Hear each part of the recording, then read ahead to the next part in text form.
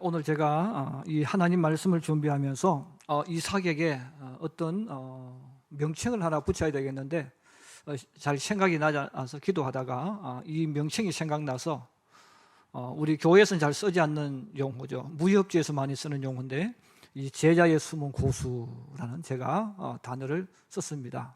수많은 사람들 속에 섞여 있는데 고수 냄새가 나지 않는데 정말 그 속에 진정한 실력을 감추고 있었던 신앙인, 바로 이 이삭이라는 인물입니다. 그래서 우리가 아브라함을 부를 때는 믿음의 조상 이런 단어가 들어가죠. 야곱을 부를 때는 이스라엘, 하나님과 겨루어 이긴 자라는 명칭이 들어갑니다. 그러나 이삭은 아무 이름도 없어요. 그래서 제가 이삭은 제자의 숨은 고수다, 이렇게 제가 일부러 별칭을 하나 좀 만들었습니다. 성경에 나오는 믿음의 용사들 중에서 예수님을 가장 많이 닮은 신앙인은 누구일까요? 만약에 이 질문을 한다면 사람마다 다 다른 생각을 하기 때문에 똑같은 대답은 나오지 않을 겁니다. 목사인 저의 눈으로 보았을 때 예수님을 가장 많이 닮은 신앙인은 바로 이삭입니다. 이 땅에 오실 예수님의 모습과 행동을 이사야 53장 2절에 말씀합니다. 그는 주 안에서 자라기를 연한 순 같고 마른 땅에서 나온 뿌리 같아서 고운 모양도 없고 풍채도 없은즉 우리가 보기에 흠모할 만한 아름다운 것이 없도다 그랬어요. 이 땅에 오신 예수님의 모습도 사람들이 이분이 메시아야, 이분이 그리스도야 하고 마음이 끌릴 만한 요소가 전혀 없었다는 거예요. 마찬가지로 우리가 믿음의 길을 걸어가면서 아브라함에 대해서 이야기하라면 나도 아브라함처럼 이런 믿음 가지고 싶어, 이렇게 말하는 분들이 있어요. 야곱도 마찬가지죠. 하나님 앞에 씨름해서 하나님을 이긴, 나도 그런 신앙 갖고 싶다, 이렇게 말합니다. 그런데 실제로 여러분, 아브라함보다 더 믿음 좋은 사람, 야곱보다 더 믿음 좋은 사람은 이삭입니다. 물론 우리가 신앙을 비교할 수는 없지만 우리 성경을 통해서 보면 아브라함은 오랜 세월의 신앙 훈련을 통해서 믿음이 정점에 올라간 인물이죠. 야곱도 역시 마찬가지입니다. 그런데 이삭은 젊었을 때부터 신앙이 굉장한 수준에 올라가 있던 그런 인물입니다. 그래서 이렇게 제자의 굉장한 고수가 있는 것처럼 이런 믿음을 소유했기 때문에 그 사람으로 봤을 때는 저 사람이 잘하는 사람인지 정말 대단한 사람인지를 일반인들은 구별을 하지 못합니다. 그러므로 이 이삭의 생애도 마찬가지죠. 저도 여러 가지 지금까지 성도들이 목사님 저 이삭처럼 살고 싶어요, 이삭의 그 신앙이 내 신앙이 되기 원해요, 이렇게 말하는 성도는 한 번도 들어보지 못했어요. 혹시 여러분들 가운데서 저한테 그런 말을 했다면 제가 못 들었을 수는 있습니다. 그런데 나는 아브라함처럼 야곱처럼은 이야기하는 사람도 있지만 이삭처럼 이야기하는 사람은 없어요. 그러나 여러분, 성경을 제대로 알고 보면 나는 이삭처럼 살고 싶어, 이삭의 이 생애가 내 생애가 되기를 원한다, 이런 고백이 나올 수 있습니다. 그렇지만 이 이삭이 사람들 눈에 확 나타나도록 기적을 행하고 표적을 행하고 이런 것은 없는 거예요. 자, 그런데 성경은 우리에게 그런 것이 없음에도 불구하고 이 이삭의 생애에 대해서 우리에게 알려주죠. 그는 모든 사람이 부러워하는 만사 형통의 삶을 살아갑니다.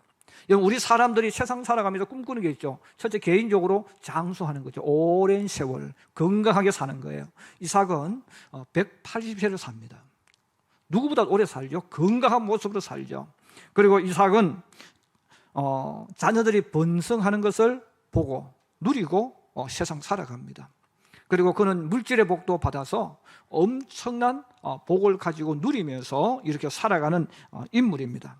또 큰 사건 없이 평화롭게 살다가 이름 그대로 이삭은 웃음이란 단어 아닙니까? 즐겁고 행복하게 웃으면서 인생을 살아갔던 인물이 바로 누굽니까? 바로 이 이삭이에요. 그래서 이 이삭은 이렇게 평탄한 삶을 살았기 때문에 쓸 게 없어요. 그래서 우리 여러분들이 만약에 세상 살아가면서 나는 하나님을 이렇게 만났고 저렇게 만났고 말할 때 두 가지로 여러분 들으시면 돼요. 하나는 이 사람의 인생은 파란만장했구나, 파란만장했구나. 그런데 파란만장했으니까 하나님을 만나고 일어났지만, 그럼 이삭은 이야기할 게 하나도 없습니다. 평범했으니까. 그래서 인생을 살 때 나는 별로 큰 어려움 없이 평범하게 산 사람은 신앙 간증을 하라고 하면 할 게 없어. 그런데 파란만장하게 산 사람은 할 말이 많아요. 그래도 여러분 인생을 살면서 파란만장한 삶을 살 것인가, 아니면 이 이삭처럼 웃으면서 행복하게 오랜 세월 장수하면서 자식들 잘 되는 거 보고 살 것인가 선택하라면 사람마다 다른 선택을 할 수 있겠죠. 근데 저는 이삭처럼 되고 싶어요. 그래서 이 이삭이 그러면 왜 아버지와 다른 인생길을 걸어가고 또 아들과 왜 다른 인생길을 걸었을까를 여러분 생각하시면서 여러분들 주변에 하나님을 믿을 때 여러분 신앙의 눈으로 한번 가만히 바라보세요. 이삭과 같은 믿음을 가지고 있는 사람이 인생을 어떻게 살아가는가를 볼 필요가 있어요. 그리고 아브라함과 같은 신앙을 가진 사람이 또 어떻게 세상을 살아가고, 야곱과 같은 신앙을 가진 사람이 어떻게 인생을 살아가고 그의 인생이 어떻게 펼쳐지는가를 볼 필요가 있습니다. 그래서 이삭이 그러면 어떤 인물이기에 이삭의 인생이 그렇게 되어졌을까? 오늘 저는 성경을 통해서 두 가지를 알려드리려고 합니다. 첫째로 이 하나님 보셨을 때 이 이삭은 어떤 신앙인이었느냐, 한번 따라해 주세요. 자신의 목숨을 주님께 내어놓고 살아간 사람. 그래서 이삭이라는 사람의 특징이 뭐냐? 하나님, 내 생명 하나님 겁니다. 주님 쓰세요. 그래서 하나님 앞에 자기의 목숨을 드렸던 인물, 자기의 목숨을 하나님 앞에 내어놓고 하나님 저를 쓰세요 하고 목숨을 내어놓고 믿음의 길을 걸어간 인물이 바로 이삭입니다. 어린 시절 성경 읽으면서 어린 마음에 나도 이런 신앙인이 되고 싶어, 이런 믿음의 용사가 되고 싶어 하고 제가 부러워했던 대세경별만 인물이 다니엘과 그의 세 친구입니다. 느부갓네살 왕이 큰 금신상을 만들어 놓고 절하라고 했을 때 이 사드락과 메삭과 아벳느고는 그 두려움과 공포를 이겨내면서 우상에 절하지 않았습니다. 모든 신하들이 다 엎드리면서 절하는데 그들만 꼿꼿하게 서 있습니다. 다른 사람들의 그 눈총을 보면서도 그는 버티고 있었던 거죠. 자, 이 모습을 본 느부갓네살 왕이 화가 나서 명령을 하는 거죠. 풀무불을 평상시보다 7배나 더 뜨겁게 해서 그 풀무불 속에 저들 집어 던져 넣어버려라. 자, 그들이 그런 말을 하면서 협박을 해도 이들은 꼿꼿하게 서서 왕에게 이야기합니다. 다니엘서 3장 16절에서 18절에 이들이 이야기하는 거죠. 느부갓네살이여, 우리가 이 일에 대해서 왕에게 더 이상 대답할 필요가 없습니다. 만약에 하나님이 계신다면 하나님께서 우리를 저 뜨거운 불물불 속에서 능히 건져내시겠고, 왕이 우리를 어떻게 하든 하나님은 왕의 손에서 우리를 건져주실 겁니다. 또 설령 그렇게 되어지지 아니한다 할지라도 우리는 금신상에게 절하지도 아니할 줄을 아십시오. 여러분, 왕 앞에 서 있다는 말은 두려움의 대상 아닙니까? 근데 그 왕이 크게 화가 나서 지금 호통을 치는 거예요.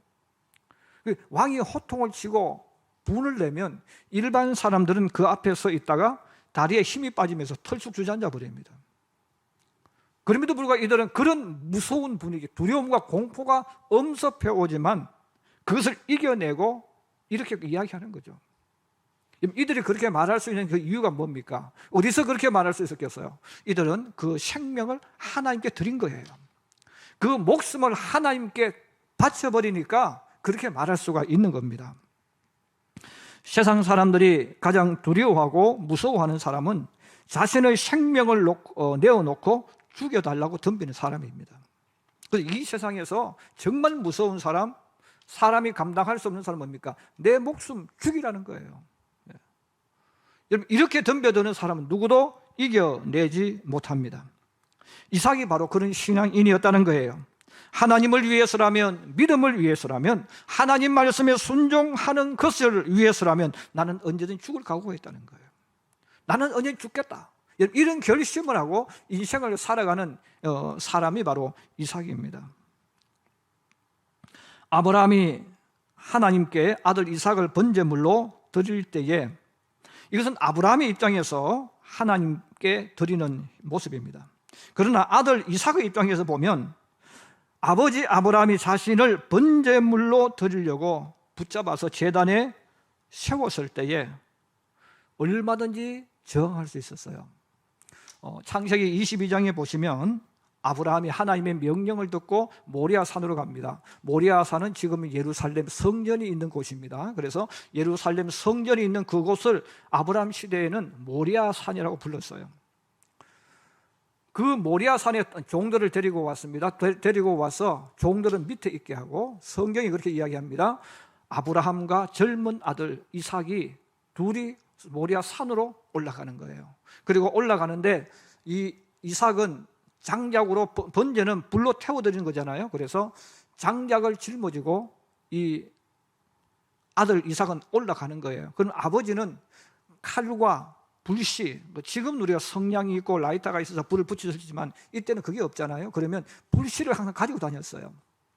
이 불을, 그 성경은 말하는데 이 불과 칼을 아버지는 들고 아브라함께 모리아 산으로 갔다는 거죠. 그리고 제단을 다 쌓아놓고 아버지가 아들을 붙잡습니다. 아들을 붙잡아서 이야기했겠죠. 아들 이삭아, 사실은 하나님께서 너를 하나님의 번제물로 드리라고 하셨다. 너는 번제물로 주님께 드려야 된다. 여러분, 그 말을 했을 때 아들 그 이삭이 얼마든지 반항할 수 있죠. 여러분, 오늘날 우리가 자식과 이야기할 때 자식에게 어떤 허락받지 않고 어떤 이야기했을 때 자식이 아버지 말에 따라옵니까? 사업 하나 하는 것, 어떤 이야기 하나도 자식과 아버지가 뜻이 다르면 싸우게 돼 있어요. 자, 그런데 하물며 자신을 번제물로 드리겠다는 거죠. 여러분, 번제물은 그냥 죽는 게 아니잖아요. 사람을 죽여서 각을 뜨는 거예요. 각을 떠서 다 태워드리는 제사인데 얼마나 무섭습니까? 근데 그 아버지, 나이 많은 아버지 아브라함이, 야, 너는 하나님이 너를 번제물로 드리라고 하셨어. 너는 그렇게 말 아들을 붙잡았을 때 이 이삭은 아버지에게 저항하지 않았다는 거예요. 오히려 이 이삭은 하나님께서 나를 번제물로 원하신다면 내가 번제물이 되겠다. 그리고는 순순히 아버지에게 잡혀서 줄로 묶임을 받은 거예요. 그리고 번제 제단에 몸이 던져졌다는 것입니다.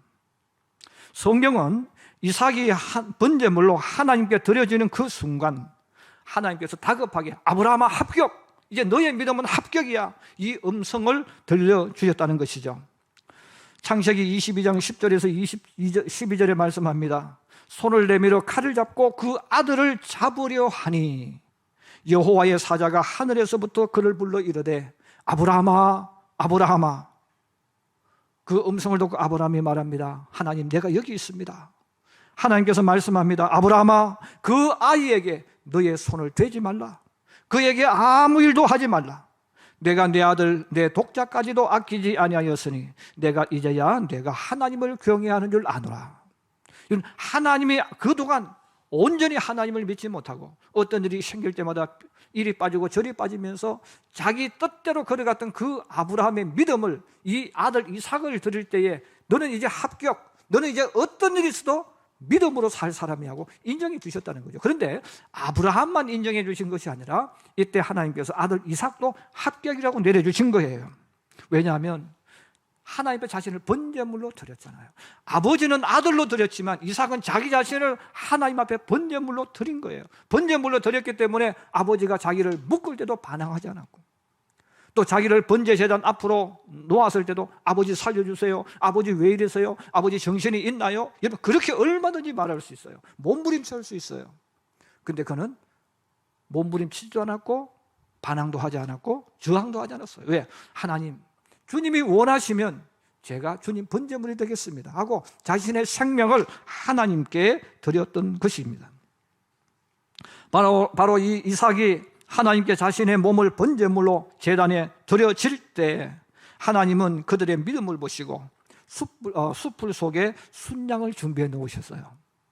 여러분, 이 사건은 이삭의 평생을 이끌어가는 중요한 신앙의 체험, 하나님의 역사를 경험하게 되는 것입니다. 하나님의 말씀에 순종해서 자신의 생명을 하나님께 내놓을 때 하나님은 그를 죽였지만 부활케 하셔서 이들이 전혀 생각하지 못한 새로운 길로 인도하시고 새로운 길로 하나님 이들의 길을 이끌어 가셨다는 것을 깨달았기 때문입니다. 그 후 이삭이 결혼해서 행복하게 살 때에 가나안 땅에 큰 흉년이 또 찾아왔습니다. 비가 오지 않아서 풀들이 말라 죽을 때에 이삭이 옆에 있는 그랄 지역으로 들어갑니다. 위치상은 블레셋 지역이지만 그 땅도 언약의 땅 안에 있는 땅입니다. 이 그랄 땅으로 갔는데 그때 이 그랄 땅에 더 흉년이 깊어지니까 망설입니다. 어떻게 해야 되지? 여기 있으면 우리가 망할 텐데, 가축이 다 굶어 죽게 될 텐데 어떻게 할까 하고 고민하고 있은 그때에 하나님께서 찾아오셔서 이삭에게 말씀합니다. 이삭아, 애굽으로 내려가지 말고 내가 내게 지시하는 땅에 거주하라. 이 땅에 거류하면 내가 너와 함께해서 내게 복을 주고 내가 이 모든 땅을 너와 내 자손에게 주리라. 내가 내 아버지 아브라함에게 맹세한 것을 이루어 내 자손을 하늘의 별과 같이 번성하게 하며 이 모든 땅을 내 자손에게 주리니 내 자손으로 말미암아 천하 만민이 복을 받으리라 그랬어요. 여러분, 하나님께서 내가 너에게 지시한 땅은 어디입니까? 가나안 땅입니다. 이 그랄 땅도 가나안 지역에 있는 땅입니다. 그럼 그 지역은 어떤 땅입니까? 큰 기근과 흉년이 들어와서 가축이 죽는 땅입니다. 가축을 칠 수 없는 땅이죠. 근데 성경이 말합니다. 하나님이 그렇게 말씀하셨을 때 그 말씀을 듣고 이삭이 하나님이 지시한 그 땅에 머물렀더라, 살았더라 이렇게 말합니다. 여러분, 하나님이 지시하신 그 땅은 가축이 죽어가는 땅입니다. 지금 그 땅에 머문다는 것은 망하는 것을 선택하는 것이죠. 자신의 재산을 망하게 하는 땅, 기근과 흉년이 오는 그 땅에 이삭은 머물렀습니다. 이삭이 하나님의 말씀대로 하면 망할 줄 알면서도 그 땅에 순종한 이유가 무엇일까요? 바로 그것은 자신이 하나님께 목숨을 드렸던 모리아 산에서 일어난 사건 때문입니다.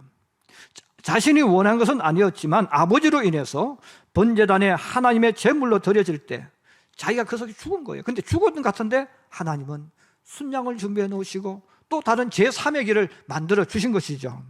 지금 바로 이삭이 그것을 알고 있는 거예요. 지금 이 그랄 지역에서 내가 산다는 것은 하나님의 번제물로 드려지는 것이다. 내가 망하는 것이죠. 거기 있으면 가축이 다 죽는 거예요. 수년 동안 일궈 놓은 모든 재산이 기근과 흉년으로 망할 수 있지만 그럼에도 불구하고 하나님은 또 다른 순양을 준비해 놓으셨다. 이것을 그는 믿었기 때문에 그 자리에 서게 된 겁니다. 그래서 사람의 생각으로는 눈앞에 보여지는 현실로는 망할 수밖에 없는 그랄 지역이지만 말씀에 순종해서 그 땅에 머문 것입니다. 아마도 가축을 전문적으로 다루는 집의 하인들과 사람들은 반대했겠죠. 주인님, 여기 있으면 죽습니다. 보십시오, 풀이 말라 죽고 비가 오지 않아서 풀이 없습니다. 가축이 지금 죽어가고 있지 않습니까? 주인님, 잠시 애굽으로 가서 보존하고 또다시 오십시다. 주변에는 얼마나 많은 사람들이 살 길을 알려주었겠어요. 그런데 이삭은 바보스럽게도 기근과 큰 흉년이 찾아온 그 땅을 떠나지 않았어요. 여러분, 그 결과 어떤 일이 일어났겠습니까? 창세기 26장 12절에서 14절에 말합니다.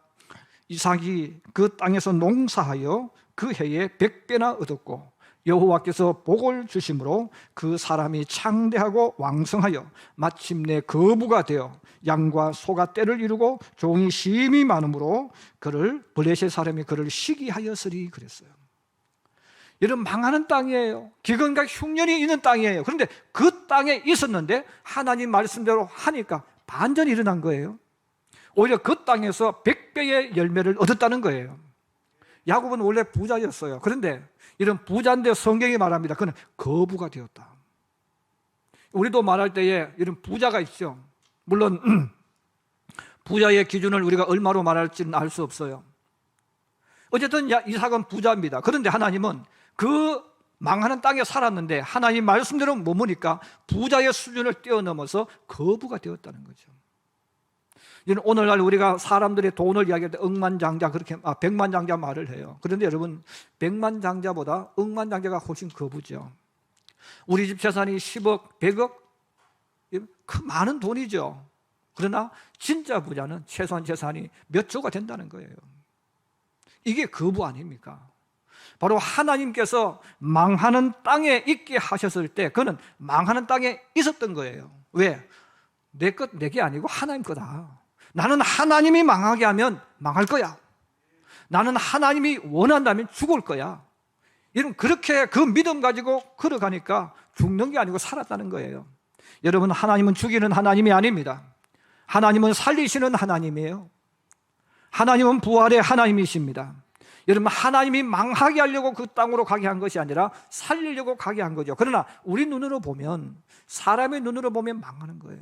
사람의 눈으로 보면 손해보는 거예요. 여러분, 하나님을 온전히 믿는 사람은 내 아버지 하나님은 절대로 망하게 하지 않는다.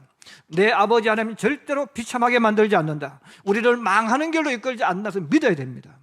그것을 믿을 때 우리는 이삭처럼 믿을 수, 순종할 수가 있어요. 바로 이삭이 그 믿음을 가졌다는 거예요. 또 설령 사드락과 메삭과 아베노고처럼 하나님께서 풀무불에 던져 죽게 하면 가겠다는 거예요. 이삭이 바로 그 신앙이죠. 만약에 안 되면 어떻게 합니까? 안 되면 망하면 되지. 하나님이 망하게 하셨을 때 뜻이 있을 거 아니겠어요? 주님이 십자가에 죽으실 때는 뜻이 있잖아요. 그냥 죽었겠습니까? 하나님께서 그냥 죽게 하셨을까요? 부활이 있다는 거예요. 운동을 하는 사람들 중에 근육을 자랑하고 재주를 자랑하는 사람들이 있어요. 또 돈을 가진 사람 가운데서 돈 좀 자랑하는 사람이 있어요. 자, 이런 사람은 진짜 실력자가 아니라 시냇물처럼 소리내며 흐르는 얕은 물 정도밖에 안 된다는 거죠. 진정한 고수는 자랑과 실력을 뽐내지 않습니다. 그런 의미에서 이삭이야말로 제자에 숨어있는 최고의 믿음의 고수였던 것입니다. 최고의 믿음은 자랑하고 뽐내는 것이 아니라 목숨을 주님께 맡기고 사는 사람입니다. 그래서 하나님은 그런 사람을 통해서 역사하시고 그런 사람을 통해서 하나님께서 그 사람의 생애 속에 들어오셔서 이삭처럼 하나님이 책임져 주시는 거예요. 두 번째로 이삭의 신앙은 한번 따라해 주세요. 포기하지 않고 끝까지 하는 신앙인. 우리가 어떤 일을 하면 사람들은 자꾸 화려하게 뭔가를 하기를 원해요. 사람들 앞에서 화려하고 뽐내기를 원하는데 여러분, 진짜 실력자는 뽐내지 않아요. 내가 뽐내지 않아도, 자랑하지 않아도, 잘난 척하지 않아도 사람들이 잘난 것을 인정해 주는 거예요.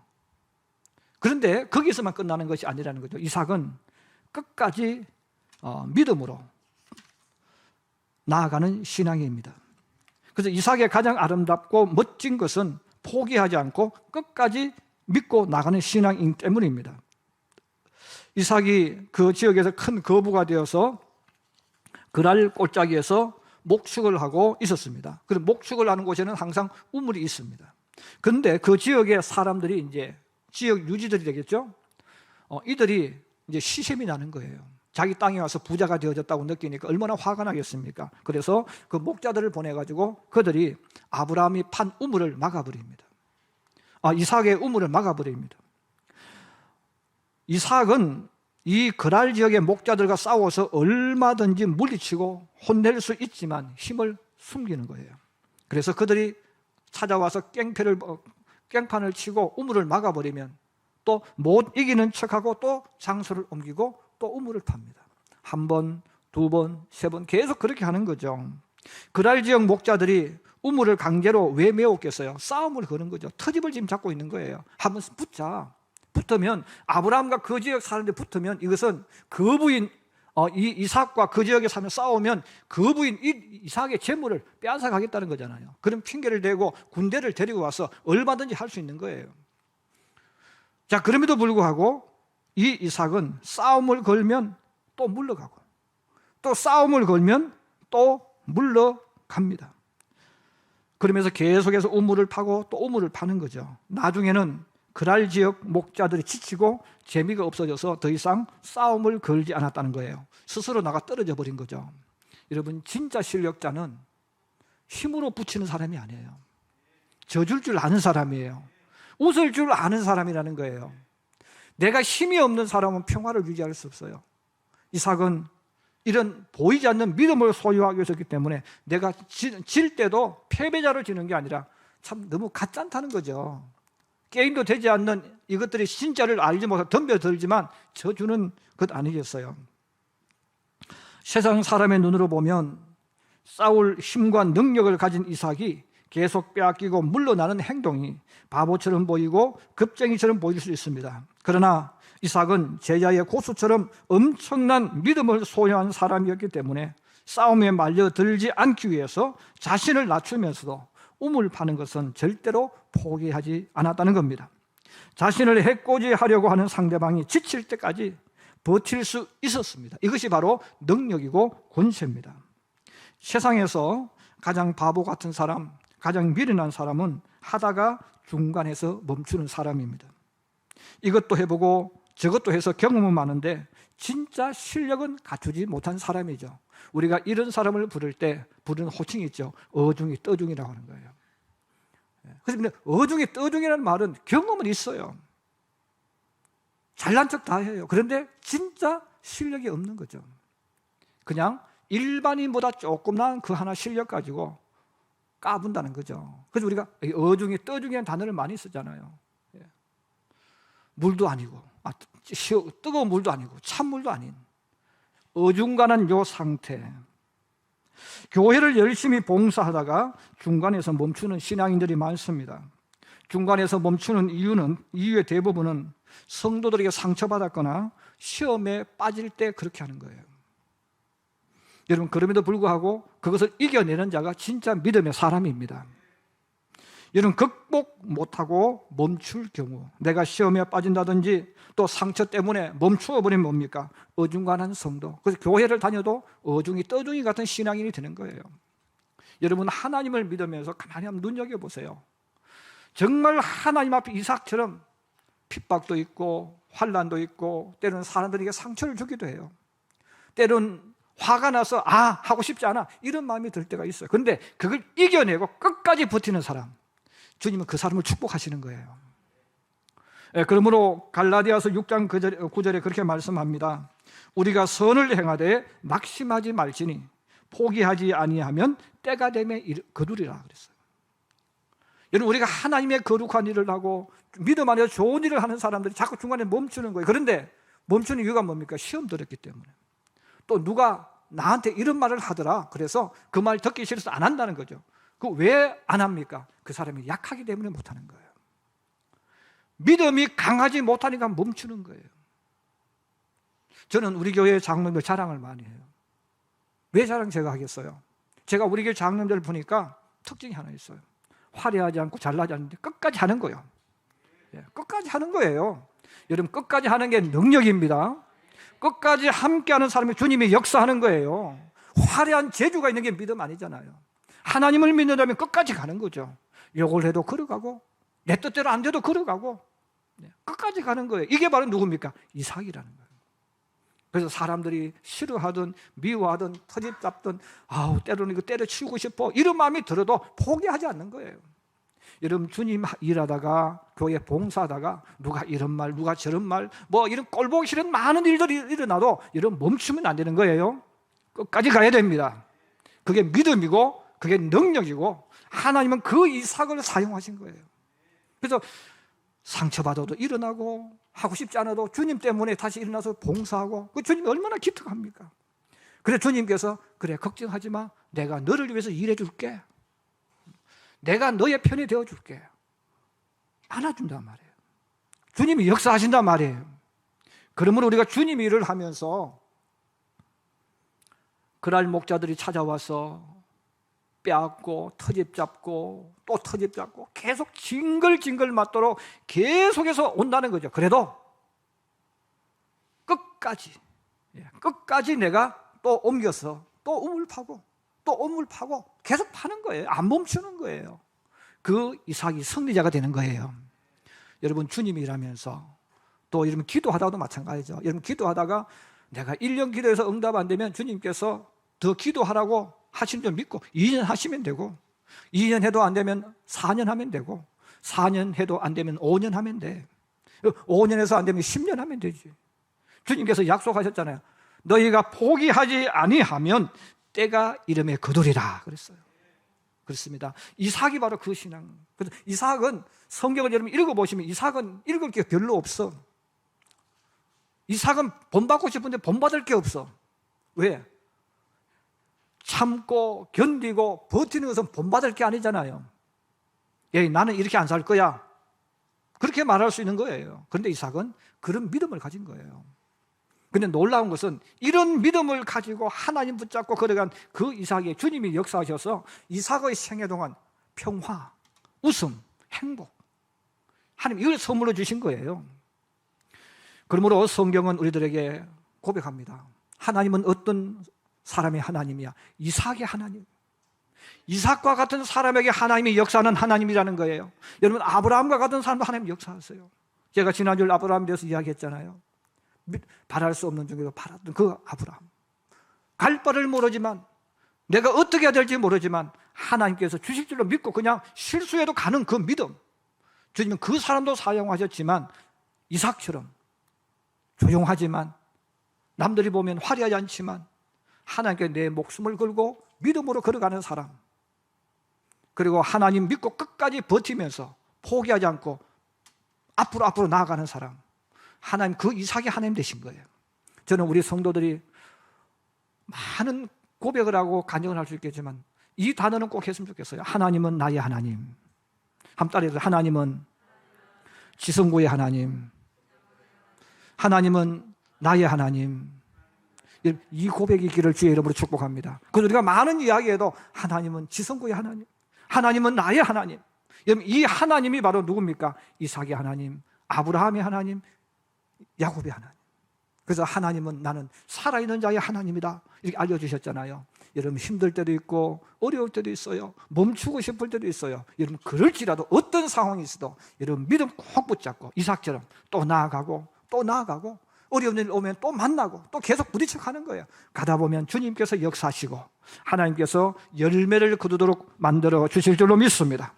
여러분, 이삭의 하나님이 나의 하나님 되도록 만들어서 하나님 때문에 웃고 하나님 때문에 찬송하고 하나님 때문에 간증하면서 승리의 그날을 향해 나아가는 우리 모든 성도들 되기를 주님의 이름으로 축복합니다.